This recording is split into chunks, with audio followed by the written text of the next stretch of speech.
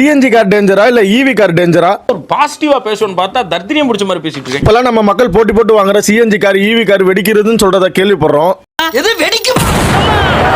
CNG கார்ல gas fill பண்ணக்கூடிய formula cylinder டைப்புங்கிறதால நீங்க சரியான முறையில் மெயின்டைன் பண்ணாம கேர்லெஸ்ஸா இருந்தா கேஸ் ஃபில் பண்ணும்போது வெடிக்க வாய்ப்பு இருக்கு.